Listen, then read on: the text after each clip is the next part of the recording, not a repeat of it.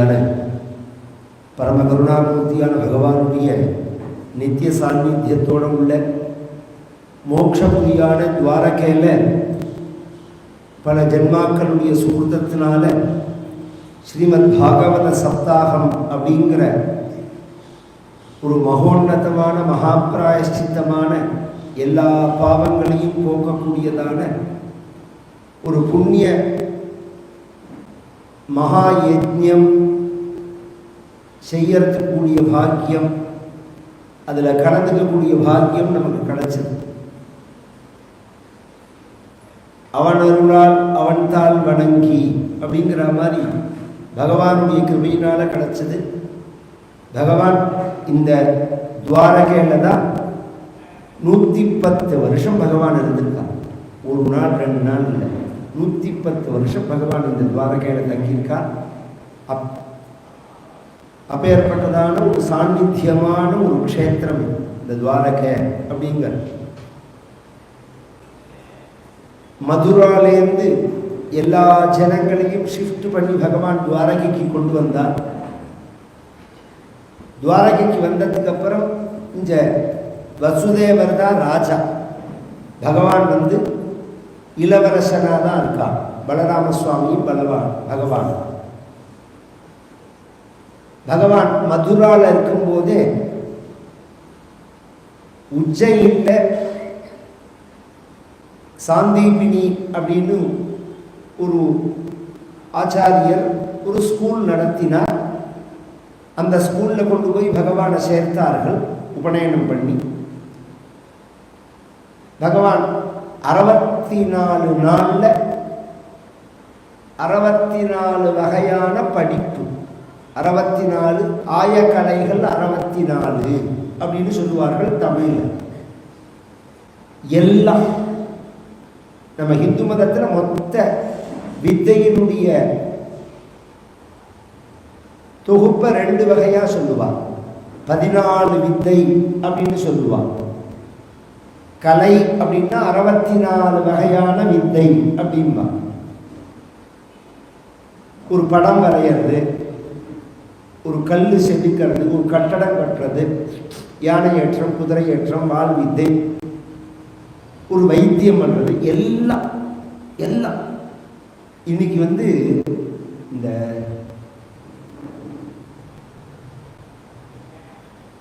மேற்கு சமுத்திர கரையிலேயே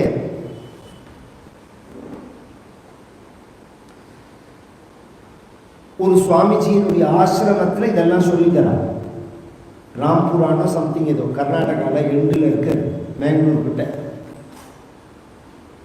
அந்த இடத்துல இது எல்லாமே சொல்லித்தரார்கள். பரமேஸ்வரனுடைய க்ஷேத்திரம் அது.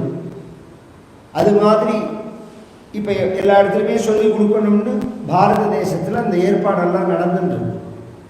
ஒரு காலத்தில் பல இடங்களில் யூனிவர்சிட்டி மாதிரி இருந்தது. உஜ்ஜயினில் இருந்தது, பங்களாதேஷில் நவத்வீபம்னு ஒரு இடம், அந்த இடத்துல இருந்தது, காஞ்சிபுரத்தில் இருந்தது, நம்ம காஞ்சிபுரத்தில் இருந்தது, ஹாஸ்பிட்டலில் இருந்தது, கர்நாடகாவில், காஷ்மீரில் இருந்தது, இது மாதிரி துவாரகாவில் இருந்தது இந்த பின்னாடி காலத்தில், இது மாதிரி பல இடங்கள்ல இருந்தது. பகவான் அந்த உஜ்ஜயினில் அத்தியனத்தை பண்ணி குருதட்சிணியாக என்ன கொடுக்கணும் அப்படின்னு கேட்கறான். பொதுவாக படிக்கிற காலத்தில் ஃபீஸ் கிடையாது. ஹிந்து மதத்தில் ஒரு சிஸ்டம் என்னென்னா, படிக்கிற காலத்தில் ஃபீஸ் கிடையாது. நீங்கள் கவலையப்பட வேண்டாம், ஃப்ரீ எஜுகேஷன் தான்.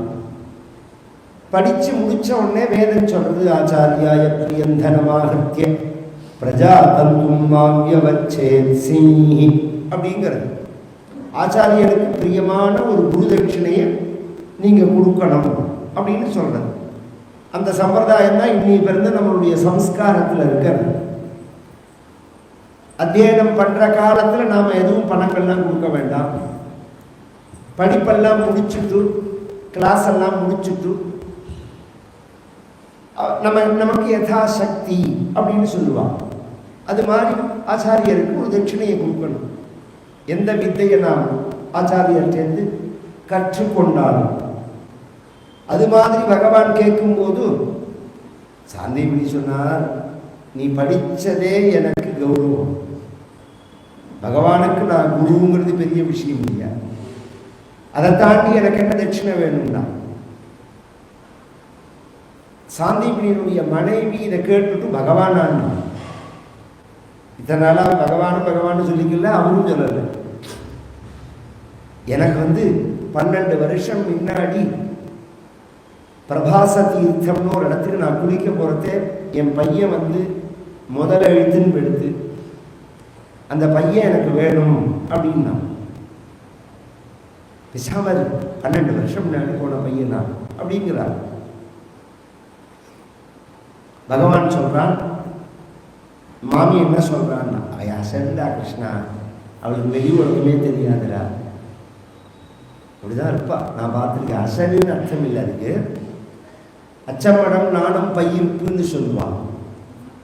அட்மினிஸ்ட்ரேஷன் கெப்பாசிட்டி எல்லாமே உண்டு, எல்லாம் தெரிஞ்சு குழந்தையா இருப்பான். ஸ்திரீகளுடைய ஒரு சுபாவத்தை சொல்லும்போது எல்லாம் தெரியும், குழந்தையா இருப்பான். இதை போஷிக்கிறது நம்ம தேசத்தோட ஒரு சுபாவம். அந்த ஸ்திரீகளுக்கு எல்லாம் தெரியும். இவர் சம்பாதிச்சு கொண்டு கொடுக்குறத தவிர அத்தனை விவகாரம் பண்ணுவான் அந்த மாமி. மாமாவை கேட்டால் மாமி பாவம் சாதும். இது ஒரு ஆச்சரியமான ஒரு அழகான ஒரு வாழ்க்கை முறைன்னு வச்சுக்கோங்களேன். மட்டப்படுத்துறதுன்னு அர்த்தம் இல்லை. இது இன்னைக்கு எல்லாமே குளறுபடியாக எடுத்து தப்பு தப்பாகவே மனசில் வாங்கிக்கிறான். அதான் பிரச்சனை. எல்லாத்தையும் தப்பு தப்பாக மனசில் வாங்கி இல்லை மாமி என்ன சொல்கிறான்னு, குழந்தை வாங்கிட்டு வரேன்னு சொல்லி பகவான் அங்கங்கே போயிட்டு கடைசியில் யமதர்மராஜன் போயிட்டு அவன்கிட்டையும் தெரியலேன்னு உடனே தானே அந்த பையனை சிருஷ்டி பண்ணி எல்லா விதியும் சொல்லி கொடுத்து பகவான் கொண்டு குருதட்சிணையாக கொடுத்தார் அப்படின்னு சொல்லி அங்கேருந்து பகவான் துவாரகைக்கு வந்ததுக்கப்புறம் பகவானுடைய அண்ணா பலராம சுவாமிக்கு கல்யாணம் ஆகணும். அப்புறம்தான் பகவானுக்கு கல்யாணம் ஆகணும்.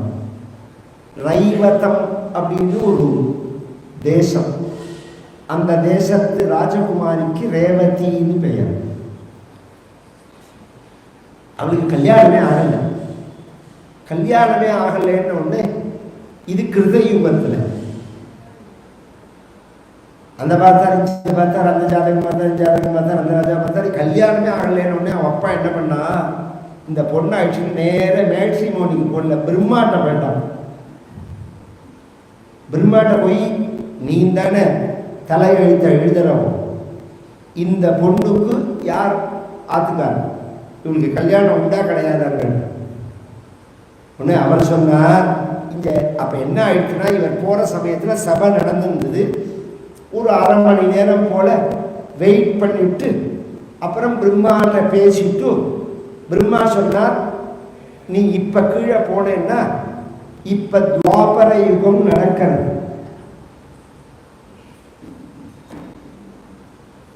துவாரக ராஜகுமாரர் பலராமரை கல்யாணம் பண்ணிக்கணும்.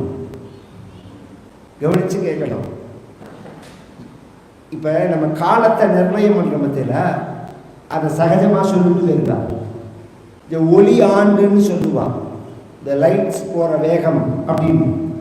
லைட்ஸ் போகிற வேகத்தில் நீங்கள் தாண்டி போனாலும் இங்கே என்ன ஆகும், எத்தனை வருஷம் தாண்டுன்னு உங்களுக்கு எப்படி தெரியும்? அங்கே போய் பிரம்மாட்ட அரை மணி நேரம் வெயிட் பண்ணாரே, அதுலேயே இவ்வளோ நேரம் ஆயிடுத்தவருக்கு.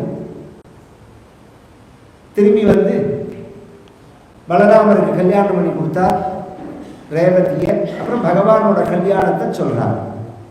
பகவானுக்கு கல்யாணம் பண்ணணும் அப்படிங்கிறது விதர்ப தேசத்து ராஜகுமாரி ராஜா பீஷ்மகன்னு பேரு. ராஜா சீ பீஷ்மகோ நாம விதர்பாதிபதிர்மான் தஸ்ய பஞ்சாபவன் புத்ராः கன்னிகாச்ச வரானன ருக்மக்ரஜோ ருக்மரதः ருக்மபாஹுமனந்தரः ருக்மகேசோ ருக்மமாலி ருக்மிண்யேஷாம் ஸ்வசாசதி சோபஸ்ருத்ய முகுந்தஸ்ய ரூபவீரிய குணஸ்ரீயः கிருஹாகதைர்கீயமானாः தம்மேனே சதிருஷம் பதிம் தம் புத்தி லக்ஷணோதாரிய ரூபசீல கிருஷ்ணஸ்ய சதிருஷீம் பாரியா சமுத்வோடும் மனோததே. 5 மகன், 6வதா ஒரு பெண் குழந்தை. பொதுவாக அந்த காலத்தில் இப்போ நம்ம ஆம்பளை குழந்தை பொம்பளை குழந்தைலாம் சொல்கிறாங்க, இது மாதிரியான ஒரு தாட்டே அந்த காலத்தில் கிடையாது. எல்லாம் கலந்து தான் குழந்தை பிறக்கணும்னு நினைப்பாங்க சாஸ்திரங்கள். ஒரே ஒரு எண்ணம் உண்டு, முதல்ல பிறக்கிற குழந்தை ஆண் குழந்தையாக பிறக்கணும்னு நினைப்பாங்க. அதுக்கு சீமந்த புத்திரன்னு பேர். இந்த சீமந்தம்னு ஒரு காரியம் பண்ணுவான். பும்சவனம்ங்கிறது வேற, சீமந்தம்ங்கிறது வேற. பும்சவனம்ங்கிறது மூக்கில் பால் புரியறது. சீமந்தம்ங்கிறது அந்த முள்ளம் பன்றியோட முள்ளை எடுத்து இப்படி தலையில் கோடு கிழிப்பான் அத்திமரத்தை வச்சு. அது ஒரு சம்ஸ்காரம். அந்த சம்ஸ்காரம் வம்சத்துக்கு வரணுங்கிறது ஆண் குழந்தை வேணும் அப்படின்னு நினைப்பா. லௌகீகமாகவும் ஆண் குழந்தை வேணுங்கிறது எதற்குன்னா, இந்த அப்பாவோட வயசுல ஒரு 8 குழந்தை 10 குழந்தை பிறக்கணும்னு வச்சுக்கோங்களேன். இவருக்கு கரெக்டாக இப்போ 45 50 வயசு வரும். இந்த குழந்தை பிறக்கிறது நிற்கிற சமயத்தில் அந்த மூத்த பையனுக்கு பார்த்தீங்கன்னா அப்போ 25 வயசு இருக்கும். பின்னாடி இவருக்கு கல்யாணங்கள்லாம் வரத்தே அவன் தோல் கொடுப்பான். ஒரு சகோதரிகளோட கல்யாணங்கள்லாம் வரத்தே அந்த காலத்துலலாம் பார்த்தோம்னா, இது மாதிரி நமக்கு தெரிஞ்ச காலத்திலேயே பார்த்தோம்னா, ஏதாவது மூத்த பையன் வேலைக்கு போனான்னா மற்றவாளெல்லாம் அழிச்சுட்டு அவளுக்கெல்லாம் வேலை வாங்கி கொடுத்து தன் நாட்டில் வச்சு படிக்க வச்சு இப்படிலாம் எத்தனையோ பேர் பண்ணியிருக்கா. ஒரே வார்த்தையில் நீ என்ன பண்ணேன்னு கேட்டு போடுவான் பின்னாடி. இத்தனை உழைப்புகள் தெரியவே தெரியாது. அதனால்தான் ராஜாங்கத்தில் தான் மூத்த பையனா பிறக்கணும், குடும்பத்தில் கடைசி பையனா பிறந்தா கோவில் காலம் மாதிரி சௌக்கியமாக இருக்கணும். இந்த கோவில் மாடி இருப்பார், எல்லாரும் ஆகாரம் கொடுப்பா, ஒரு வேலை கிடையாது. வண்டி இழுக்கணும், ஏர் விடணும், சுமக்கணும், இதெல்லாம் எதுவுமே கிடையாது. மூத்த மகனா பிறந்தா எல்லாம் அவன் இந்த குடும்பத்தை அப்பாவோட சேர்ந்து எல்லாத்தையும் பண்ணிட்டு அவன் வெளியில வர தேவை. அவனுக்கு 40 வயசு ஆகிடும், 40 வயசு 45 வயசு ஆகிடும். அதுக்கப்புறம் அவன் குடும்பத்துக்கு ஒரு 25 வயசுலேருந்து 50 வயசு தான் ஆக்டிவா இருக்கிற வயசு. அதனால மனு என்ன சொல்றார், ஒரு ஆச்சரியமான விஷயம். ஜேஷ்ட பாகம்னு சொத்து பிரிக்கிறதே 2 பங்கு மூத்த பையனுக்கு கொடுக்கணுங்கிறார். மனுஸ்மிருதியில சட்ட நூல்ல இருக்கு. ஜேஷ்ட பாகம்னு அந்த வீட்டு சொத்தை மொத்தமா பிரிக்கிறா பத்தியா. இது மாதிரி 7-8 குழந்தை இருக்கு, அதுல மூத்த பையனுக்கு 2 பங்கு கொடுக்கணும். ஏன்னா அவன் அந்த குடும்பத்துக்கு பெரும்பாலும் அவனோட ஒரு பங்கு பேருக்கும் அது அப்படிங்கிறதுக்காக. இதெல்லாம் ஒரு காலத்துல சொல்றேன். இதுல என்ன 2-3 விஷயம் சொல்லிக்கிறேன். ஒரு காலத்துல இன்கம் சோர்ஸ் ஒரு இடத்துல இருந்து தான், விவசாயம் அல்லது வைதீகம் இது மாதிரி. அதனால ஈகோ ப்ராப்ளம் வராது. ஒருத்தருக்கு ஒருத்தர் கட்டுப்பட்டு இருப்பா, பெருசா பிரச்சனை வராது. இப்ப இன்கம் செப்பரேட் ஆனதுனால என்ன ஆயிடுச்சுன்னா செதஞ்சு போயிடுது. ஒரு உத்தியோகத்துல உள்ள அப்பாவா இருந்தாலும் ஐடி ஃபீல்டில் உள்ள பையனை கண்டிக்கிறதுக்கு பயப்படுறாரு. ஏன்னா அவர் ரிட்டையர் ஆகிறதே என்ன சம்பாதிச்சு முடிச்சாரோ அது மாதிரி 4 மடங்கு சம்பாதித்தே இவனுக்கு ஸ்டார்டிங் லீவ் அப்படிங்கிறத ஃபைனான்ஸ் ரீதியாக அவனை கண்ட்ரோல் பண்ண முடியல. அவனுக்கும் இது அதிகமான பணம்ங்கிறதுனால இதை எப்படி வாழறதுன்னு தெரியல. நாசமா பண்ணிக்கிறது, வாழ்க்கையை நாசமா பண்ணிக்கிறது. இப்ப குறைஞ்சிருக்கோன்னு நினைக்கிறேன். நான் ஒரு 15 வருஷம் முன்னாடிலாம் நிறைய நான் இந்த பெங்களூர், ஹைதராபாத், மெட்ராஸ்லாம் பார்த்தேன்னா முதல் மாதம் 10 தேதி அமக்கலை பண்ணேன். எனக்கே ஒரு பையன் சொல்லுவான், 5 ஸ்டார் ஹோட்டல் தான் சாப்பிடுவோம். அடுத்த 10 நாள் முன்னாடி, அடுத்த 10 நாள் கையேந்தி பவன் மாத கடைசியில். அதை பற்றி நான் ஒரு எண்ணமே கிடையாது. கடன் வாங்கிறது அப்படிங்கிற ஒரு சிஸ்டத்துக்குள்ள ஜனங்களை கொண்டு வரணும் அப்படிங்கிறது வெஸ்டர்ன் கல்ச்சர். ₹1 கடன் இல்லாமல் இருக்கணுங்கிறது நம்ம இந்தியன் கல்ச்சர். ₹1 கடன் இருக்கக்கூடாது. அதுதான் வாழ்க்கையோட உயர்வு அப்படிங்கிறது. பெண் குழந்தைகள் பிறக்கணும். ஏன்னா இந்த பாணி கிரகணமே அதை உத்தேசிச்சுதான். இந்த இந்து மதத்தில் பிரதான கல்யாணம்ங்கிறதே பாணி கிரகணம் தான். ஸ்ரீமங்கல்ய தாரணம் சம்பிரதாயம், பாணி கிரகணம் சாஸ்திரம். ஸ்ரீமங்கல்ய தாரணத்துக்கு மந்திரம் சொல்லலை, நம்ம ஸ்லோகம் தான் சொல்றோம். மாங்கல்யம் தந்துனா நேனம் மஜி, இது ஒரு ஸ்லோகம் தான். ஆனா கையை பிடிக்கிறது இருப்பாருக்கோ அதுக்கு மந்திரம். துர்பிணாமிதே சுப்ரஜாஸ்துவாயஹஸ்தம்மயா பத்யா ஜரதஷ்டரியதாசா அப்படின்னு வேத மந்திரம் அது. அதனாலதான் பிராமணனுடைய பத்திரிகையில இன்னைக்கும் பார்த்தேன்னா திருமங்கல்ய தாரணம்னு நாம போடுறதில்லை, பாணி கிரகணம் செய்து கொள்வதாய் அப்படின்னு போடுற பத்தியில. ஏன்னா அந்த முகூர்த்தமே பாணி கிரகணத்துக்கு தான், திருமங்கல்ய தாரணத்துக்கு இல்லை. அது ஒரு பிராமணம். வாத்தியார் என்ன பண்ணுவார்னா 7:30 மணி 9 மணிக்கு ராகு காலம் ஆரம்பம்னா 8:45 வரை தான் ஆக்கி ஸ்ரீமங்கல்ய தாரணம் முடிச்ச உடனே எல்லாரும் திமுன்னு மேடையில் ஏறி கிஃப்ட் எல்லாம் கொடுத்து முடிச்சு யமகண்டமோ ராகு காலமோ 10 மணிக்கு கொழுத்த யமகண்டத்தில் கிருப்டாமி தேசுப்ரஜாஸ்துவாயா அப்படின்னு பாணிகிரகணம் நடக்கும். அந்த முகூர்த்தத்தில் பாணிகிரகணம் நடக்கணும். பொதுவாக ராகு காலம் கூட பெருசாக தோஷம் கிடையாது. ராகு காலம் எல்லாரும் தோஷம் நினச்சிருக்கோம், ராகு காலம் தோஷமே கிடையாது. அதுவும் பிராமணனுக்கு ராகு காலமே கிடையாது. நராகு காலம் விப்ராணம், ரொம்ப பேருக்கு அது தெரியாது. ராகு காலம் நமக்கு கிடையவே கிடையாது. ராகு காலங்கள்லாம் பார்க்கவே வேண்டாம். ராகு காலத்தில் முகூர்த்தமே வைக்கலாம் சாஸ்திரப்படி, லக்னம் நன்னா இருந்தா. யமகண்டம் தான் கூடாது. யமகண்டம் தான் ரொம்ப நல்ல காரியத்துக்கு யமகண்டம் கூடாது, கெட்ட காரியத்துக்கு குளிகன் கூடாது. இதான் விஷயம். குளிகன்னு ஒன்று போட்டிருப்பா, அதுல செய்ய செய்ய மேல அந்த காரியம் வளர்ந்துட்டே வரும், மேல மேல விருத்தியாகும். கெட்ட காரியத்தை அதில் போய் செஞ்சா மேலமே வளர்ந்துட்டே இருந்ததுன்னா அதனால குளிகள்ல செய்யக்கூடாது. நல்ல காரியத்தை யமகண்டத்தில் செய்யக்கூடாது. இந்த பாணிகிரகணம் பண்ணும்போது இந்த கட்டவரல் மேல பற்றிக்கணும், மற்றவரல் மேல பக்கப்படணும். அங்குஷ்டேன மத்தியமயா சாங்குல்யா ஹஸ்தம் கிருஹ்யே எதிகாமயேன ஸ்திரீரேவ ஜனயேயமித்யங்குலீரேவ கிருஹ்ணீயாத் எதிகாமயேது பும்சயேவ ஜனயேயமித்யங்குஷ்டமேவ சோபீவாங்குஷ்டமபீவனோ பாணி கிருஹ்ணாதி. இது சூத்திரம் ஆபஸ்தம்பரோடது. இதை பண்ணி வைக்கிற வாத்தியாருடைய மிஸ்டேக்குனாலையோ அல்லது இந்த கையை பிடிக்கிற பையனுடைய மிஸ்டேக்குனாலையோ இப்படி நான் சொன்னபடி பிடிக்காம இப்படி விட்டுட்டு இப்படி பிடிச்சான்னா என்ன ஆகும்னா, இப்படிலாம் பிடிக்கிறான், இப்படிங்கிறான். இந்த கொணர்ட்ட எல்லாம் இருக்கு. நேரடியாக சொன்னதுதான் செய்ய மாட்டேங்கிறானே தவிர இப்படி பிடிச்சான்னா அங்குஷ்டேன எதிகா பும்சையே அங்குஷ்டமேவா, கட்டவரலை மட்டும் பிடிச்சா புள்ளையா பிறக்கும், பொண்ணு பொறுக்காது. இந்த கட்டவரலை விட்டுட்டு இந்த கையை முடிச்ச மட்டும் பிடிச்சா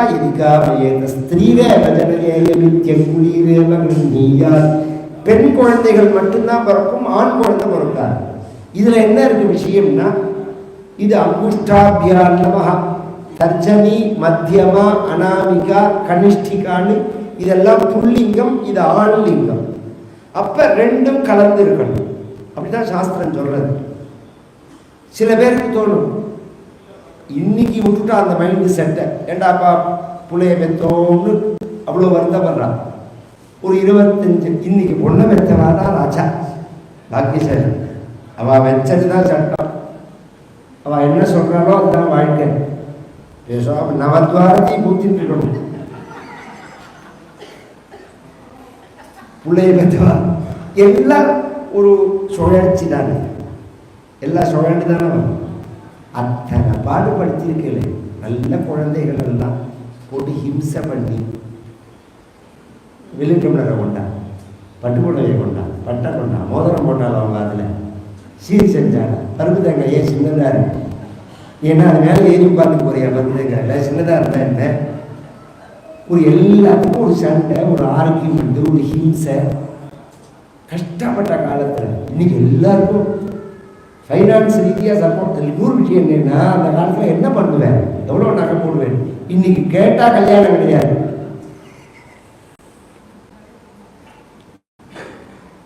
சாமர் குடும்பமாக அதெல்லாம் பேசக்கூடாது இருக்கிறா பிள்ளை இருக்கிறவா. இப்போ அடுத்த கடைசியில் இப்போ லேட்டஸ்ட் ட்ரெண்டு என்னன்னா 50-50 கல்யாணத்தில். நீ பாதி நான் பாதி செலவு. உண்மையாகவே அப்படி தான் பண்ணணும். ஒரு காலத்தில் என்ன பண்ணுவான்னா, கல்யாணம் பண்ணுறா பார்த்தீங்களா, அவள் கல்யாணம் கன்னிகாதான பொண்ணாத்தில் தான் பண்ணி கொடுக்கணும். ஆனால் இந்த பொண்ணுக்கு நகை போடுறதே கொடியோ திருமங்கல்யமோ மூக்குத்தியோ காதுக்கு போடுற வைரத்தோடோ பிள்ளையாத்துல போடுவோம். எங்கள் தாத்தாலாம் ஏன் அப்படின்னு சொன்னால், நம்மாத்துக்கு தான் மகாலட்சுமி வரான். நம்மாத்து மகாலட்சுமின்னா அவன் இந்த எண்ணம் இருந்தால் ஒழுங்காக இருக்க அது குடும்பம்.